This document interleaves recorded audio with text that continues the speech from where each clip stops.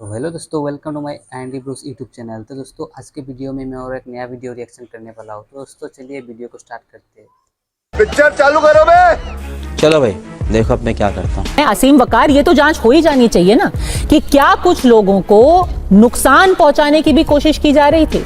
क्या मोहन भागवत को उठा लेने के बाद किसी तरीके से क्या उन्हें नुकसान पहुंचाने की साजिश थी? क्या ये सिर्फ साजिश एटीएस के लेवल पर ही हो रही थी या इसमें बाकी लोगों का भी आदेश था? ये जांच तो हो ही जानी चाहिए ना, देश को पता लगना चाहिए। रुक, तेरे को बताते तेरी माँ की। अभी मजा आएगा ना भिड़ो। चलिए शुरू करते हैं। नहीं देखिए, ये बहस बहुत वाइड है, बड़ी बहस है ये। लोगों ने मुझसे कहा कि देखिए सब बेगुनाह छुट गए, इसका मतलब कोई सबूत नहीं था, सब बेगुनाह थे, गलत फंसाए गए। तो मैंने उनसे कहा कि जब बाबरी मस्जिद में फैसला आया तो सुप्रीम कोर्ट ने अपने फैसले में लिखा कि डेमोलिशन ऑफ बाबरी मस्जिद was a criminal act. Babri मस्जिद की जो शहादत थी, विध्वंस था, वो क्रिमिनल एक्ट था। लेकिन जो लोग उसमें नॉमिनेटेड थे, नामजद थे, सब बरी हो गए। सबूत नहीं मिला कि किसने डेमोलिश की। अननेम्ड पीपल, कोर्ट के ऑर्डर में ये भी लिखा है अननेम्ड पीपल मुजाविर। हाँ, तो वही तो कह रहा हूं, इतने वीडियो होने के बाद भी सबूत नहीं मिला। अब कौन सा सबूत चाहिए? दूसरी बात, मुजाविर साहब ने अभी बयान दिया, ये सरकार आने दीजिए। मुजाविर साहब जैसे न जाने कितने अधिकारी हैं जो सरकार के हिसाब से और बयान देंगे। यही अगर मुजाविर साहब होंगे तो ये पता नहीं क्या क्या बोलेंगे। सरकार में बहुत ताकत होती है मैडम, बहुत ताकत होती है। पूरे देश का मीडिया बोल रहा सरकार के लिए, एक आदमी से बुलाना कितनी बड़ी बात है।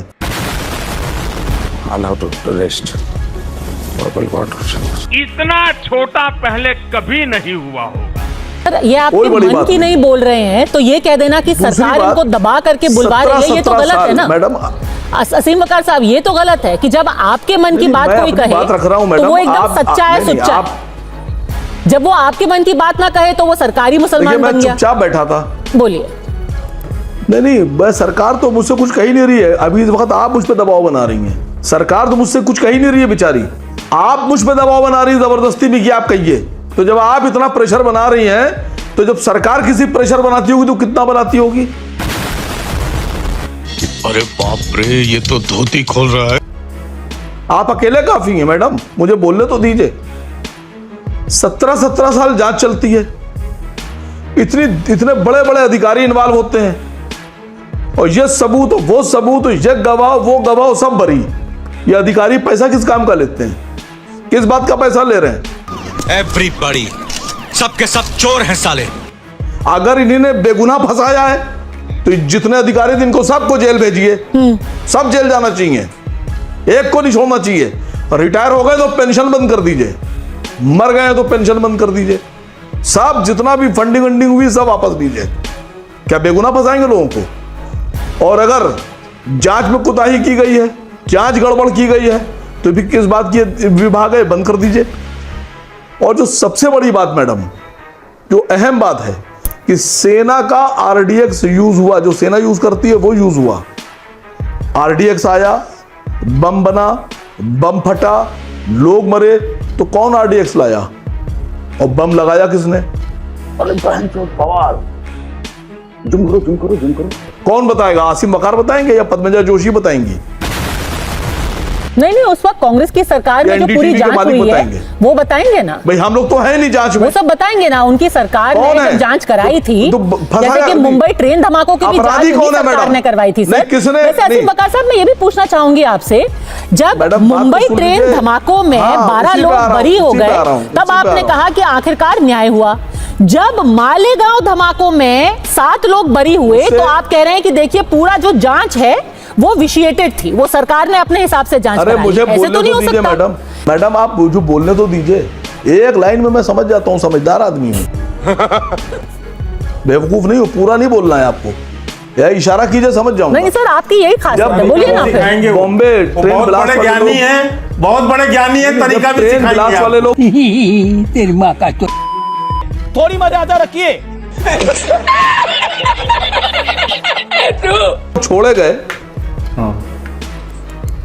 जब ट्रेन ब्लास्ट वाले लोग छोड़े गए तो मैंने कोई ट्वीट नहीं किया, एक फेसबुक पे कोई पोस्ट नहीं तुम्हारे की, ट्वीट करने कोई से बयान होता जारी क्या नहीं है? किया। लोगों ने मुझसे कहा कि क्या? आप ट्वीट कर नहीं, लेते इतनी तो बड़ी कौन बात सा हो बम फोड़ गई, लेते इसमें हैं? आप बोले क्यों नहीं? नहीं, मुझसे लोगों ने कहा, मुझसे कुछ मुसलमानों ने कहा, इतने बोले बड़े क्यों नहीं हो कि तुम्हारे मैंने कहा, वो ट्वीट से कुछ भारतीय होने जनता वाला पार्टी है। है। एक एक करके इतने सब बड़े बात मत करते समझो हैं। अपने आप को। नहीं वो इतने अरे बड़े सर, मत बोल तो समझो लेने कि दो, तुम्हारे ट्वीट से बोल कुछ तो होना लेने दो था। मुझे भाई। हाँ। मैं तो किसी के बारे में बोलता ही नहीं हूँ, किसी नहीं, के बीच अपने में आप को बोलता ही इतना नहीं हूँ। बड़ा क्या दिखा रहे हो यार? मैं तो किसी के बीच में नहीं बोलता हूं। अगर उन्होंने ये काम नहीं, अगर उन्होंने ये कृत किया है, ये लोग छोड़े गए हैं, तो 10-15-20 दिन इंतजार तो करो। बीजेपी ने कोई ना कुछ प्लान किया होगा, सोचा होगा कुछ, इसके बदले में वो तुमसे क्या लेंगे ये पता ही नहीं है तुम्हें। वो सरकार बीजेपी और आरएसएस चला रही है। तो असीम वकार इतना बड़ा साहब, दिमाग आपने है भले मैडम, से इतना बड़ा ट्वीट ना दिमाग। किया हो, गड़बड़ है दया, कुछ ना कुछ तो गड़बड़ जरूर है। यही बात तो मैं आपके चैनल पे कह रहा हूं क्या कि जिन लोगों ने जांच की है, अगर निर्दोष फंसाया है तो सबको जेल भेजिए। आपने मेन बात मैं तो कह की रहा ही हूं, नहीं, अगर सर, लोग फंसाए कि जा रहे हैं- मालेगांव जांच के बहाने क्या हिंदूवादी मैडम, नेताओं को मैंने सब फंसाने कर- और सब उनको कर दिया है, आतंकवादी बस करार फर्क करने इतना की है कि कोशिश मैं आपके की। हिसाब से नहीं बोला। खत्म।